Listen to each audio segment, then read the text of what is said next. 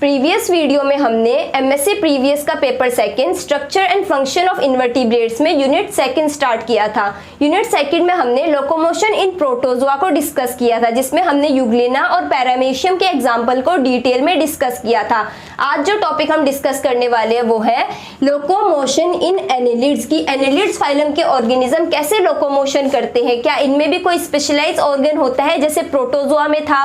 जैसे हमने जब यूग्लिना का देखा तो फ्लैजिला प्रेजेंट था, पैरामीशियम में सीलिया प्रेजेंट था लोकोमोशन के लिए। ऐसे क्या एनेलिड्स के ऑर्गेनिज्म में भी कोई ऐसे स्पेशलाइज्ड ऑर्गन प्रेजेंट होते हैं, या फिर एनेलिड्स के ऑर्गेनिज्म कैसे लोकोमोशन करते हैं वो आज हम डिटेल में डिस्कस करेंगे। अर्थवॉर्म की हेल्प से हम समझेंगे कि कैसे लोकोमोशन होता है एनेलिड के ऑर्गेनिज्म में। तो सबसे पहले अगर हम अर्थवॉर्म की बात करें तो अर्थवॉर्म में मेटामेरिज्म प्रेजेंट होता है। मेटामेरिज्म यानी जो अर्थवॉर्म की बॉडी है एंटीरियरली और पोस्टीरियरली अर्थवॉर्म की होल बॉडी सीरियली सेगमेंटेडली डिवाइड होती है, यानी कि अर्थवॉर्म की होल बॉडी, मान लो ये कोई अर्थवॉर्म है, एंटीरियरली भी और पोस्टीरियरली भी इसकी जो होल बॉडी है उसमें सेगमेंट्स प्रेजेंट होता है। Serially segments are present in earthworms whole body, जिसे हम कहते हैं मेटामेरिज्म, यानी कि अर्थवॉर्म के ऑर्गेनिज्म में मेटामेरिज्म प्रेजेंट होता है। Division of body into serially repeated section along the anterior and posterior action, यानी कि ट्रू सेगमेंटेशन अर्थवॉर्म की बॉडी में ट्रू सेगमेंटेशन पाया जाता है। अर्थवॉर्म की बॉडी में कोई भी स्पेशलाइज्ड लोकोमोटरी ऑर्गन प्रेजेंट नहीं होता। जैसे हमने प्रोटोजोआ के एग्जांपल में हमने जब यूग्लिना को डिस्कस किया था तो हमने देखा था कि फ्लैजिला की हेल्प से यूग्लिना लोकोमोशन कर रहा था। पैरामीशियम की बात करें तो सीलिया की हेल्प से लोकोमोशन कर रहा था। ऐसे अर्थवॉर्म में कोई भी स्पेशलाइज्ड लोकोमोटरी ऑर्गन नहीं होता, बल्कि स्पेशलाइज्ड लोकोमोटरी ऑर्गन की जगह अर्थवॉर्म में लोकोमोशन के लिए सीटे, coelomic fluid and muscles present होते हैं। सीटे, सिलोमिक फ्लूइड और मसल्स की हेल्प से अर्थवॉर्म लोकोमोशन करता है। सबसे पहले बात करें हम सीटे की, तो सीटे क्या है? सीटे का काम है सबस्ट्रेटम को होल्ड करके रखना। मान लो ये अर्थवॉर्म है, ये सरफेस है यानी सबस्ट्रेटम, तो यहाँ पे सीटे प्रेजेंट होते हैं जो सबस्ट्रेटम को होल्ड करके रखते हैं। जैसे ये सॉइल की सरफेस है या सबस्ट्रेटम, ये अर्थवॉर्म है, यहाँ पे सीटे प्रेजेंट होता है जो सबस्ट्रेटम को होल्ड करके रखता है, यानी कि सॉइल को होल्ड करके रखता है, और इनकी बॉडी में ट्रू सेगमेंटेशन प्रेजेंट होता है। सीटे का काम है सबस्ट्रेटम को होल्ड करना।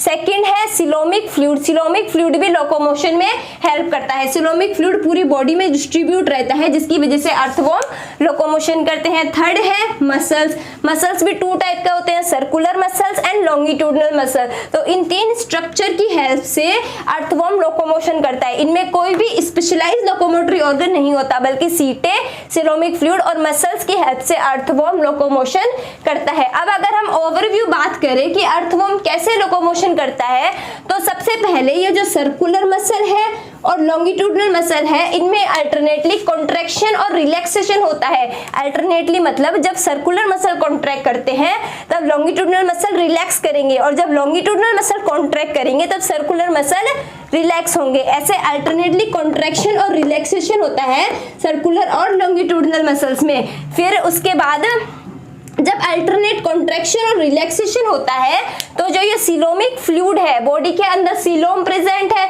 सिलोम एक कैविटी है जिसके अंदर फ्लूइड भरा हुआ है, तो कॉन्ट्रैक्शन और रिलैक्सेशन के कारण उस फ्लूइड के ऊपर प्रेशर एक्सर्ट होता है। जैसे मान लो ये अर्थवॉर्म की बॉडी है, यहाँ पे बीच में सिलोम प्रेजेंट है यानी उसमें फ्लूइड भरा हुआ है। जब ये मसल कॉन्ट्रैक्ट करेंगे तो इस फ्लूइड पे प्रेशर एक्सर्ट होगा, और उस प्रेशर के कारण जो फ्लूइड है वो पूरी बॉडी में डिस्ट्रीब्यूट हो जाएगा। Alternate contraction and relaxation exert pressure on coelomic fluid. Coelomic fluid पे जो बीच में सिलोमिक फ्लूइड प्रेजेंट है कैविटी में, कॉन्ट्रैक्शन के कारण उस पे प्रेशर एक्सर्ट हुआ, जिसकी वजह से fluid get distributed throughout the whole body, जिसकी वजह से जो फ्लूइड है वो पूरी बॉडी में डिस्ट्रीब्यूट हो गया, और उसकी वजह से produce a kind of motion, एक मोशन प्रोड्यूस हुआ जिसे हम कहते हैं लोकोमोशन। अर्थवॉर्म में सबसे पहले सर्कुलर और लॉन्गिट्यूडनल मसल्स का कॉन्ट्रैक्शन और रिलैक्सेशन होता है, और इस कॉन्ट्रैक्शन और रिलैक्सेशन की वजह से जो सिलोमिक फ्लूइड है उस पे प्रेशर एक्सर्ट होता है। प्रेशर के कारण फ्लूइड होल बॉडी में डिस्ट्रीब्यूट हो जाती है। डिस्ट्रीब्यूट के कारण एक काइंड ऑफ मोशन प्रोड्यूस होता है जिसे हम कहते हैं लोकोमोशन। याद रखना, कोई भी स्पेशलाइज्ड लोकोमोटरी ऑर्गन नहीं होता, बल्कि सीटे, एक्सिलोमिक फ्लूइड और इन सर्कुलर और लॉन्गिट्यूडनल मसल्स के कारण अर्थवर्म लोकोमोशन करता है। अब अगर अर्थवर्म की हम मैकेनिज्म देखें, लोकोमोशन की मैकेनिज्म, तो इसमें दो कंडीशन होगी। जैसे मैंने आपको बताया कि इसमें अल्टरनेटिवली मसल्स का कॉन्ट्रैक्शन और रिलैक्सेशन होता है। तो सबसे फर्स्ट कंडीशन है यहाँ पे सर्कुलर मसल जब कॉन्ट्रैक्ट होगा और लॉन्गिट्यूडनल मसल जब रिलैक्स होगा, यानी सर्कुलर मसल जब कॉन्ट्रैक्ट होंगे और जो लॉन्गिट्यूडनल मसल है अर्थवर्म के वो रिलैक्स होंगे, तब अर्थवर्म की बॉडी थिन होगी और लॉन्ग होगी। सेकंड कंडीशन है जब सर्कुलर मसल रिलैक्स होंगे और लॉन्गिट्यूडनल मसल कॉन्ट्रैक्ट होंगे, तब अर्थवर्म की बॉडी ब्रॉड होगी और शॉर्ट होगी। जैसे इस डायग्राम में हम देखें तो ये एंटीरियर एंड है, ये पोस्टीरियर एंड है। तो सबसे फर्स्ट कंडीशन क्या है, एंटीरियर एंड में सर्कुलर मसल कॉन्ट्रैक्ट होंगे, सर्कुलर मसल कॉन्ट्रैक्ट होंगे और लॉन्गिट्यूडनल मसल रिलैक्स होंगे, तब बॉडी कैसी है देखो, थिन और long, thin and long. Second है जब सर्कुलर मसल रिलैक्स करेंगे और लॉन्गिट्यूडनल मसल कॉन्ट्रैक्ट करेंगे तो बॉडी कैसी होगी, शॉर्ट एंड ब्रॉड। इस समय जो सीटें हैं वो प्रोट्रूड होंगे और इस फर्स्ट कंडीशन में सीटें विड्रॉन होंगे। सबसे पहले एंटीरियर वाला केस होगा कि सर्कुलर मसल कॉन्ट्रैक्ट होंगे और लॉन्गिट्यूडनल मसल रिलैक्स होंगे, बॉडी थिन होगी और लॉन्ग होगी। फिर सेकंड ये कंडीशन आएगी कि सर्कुलर मसल रिलैक्स और longitudinal muscle contract, the body broad and short. अब अगर इसकी थ्योरी देखें, ड्यूरिंग फॉरवर्ड मूवमेंट, यानी फॉरवर्ड मूवमेंट करने के टाइम पे, फॉरवर्ड मूवमेंट के टाइम पे circular muscle at anterior end contract. सबसे पहले एंटीरियर एंड पे जो सर्कुलर मसल है वो कॉन्ट्रैक्ट होंगे, anterior and extend forward, contract होने के कारण एंटीरियर एंड फॉरवर्ड एक्सटेंड होंगे और body thinner and longer, body thin होगी और लॉन्ग होगी। सेकंड है when wave now at the mid, जब ये वेव आगे मिड में जब पास होगा तब क्या होगा, जो सर्कुलर मसल है वो रिलैक्स होंगे और लॉन्गिट्यूडनल मसल कॉन्ट्रैक्ट होंगे, जिसकी वजह से body broad and wider, short and wider body होगी, जैसे कि ये कंडीशन, जिसकी वजह से बॉडी आगे फॉरवर्ड ड्रैग होगी।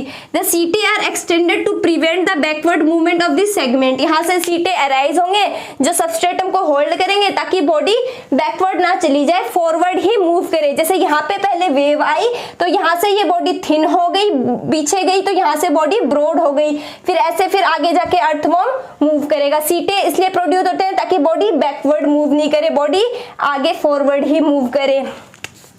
वेव्स फिर पीछे पास होगी, पीछे जब पास होगी तब यहाँ के जो मसल्स है सर्कुलर मसल वो कॉन्ट्रैक्ट करेंगे और लॉन्गिट्यूडनल मसल रिलैक्स करेंगे, यहाँ पे बैकवर्ड बॉडी थिन और लॉन्ग हो गई, फिर आगे फिर से ऐसे वेव पास होगी, अगेन वेव एट सर्कुलर, फिर वेव दोबारा से यहाँ पे एंटीरियर एंड में पास हुई, contract before first has reach the posterior and.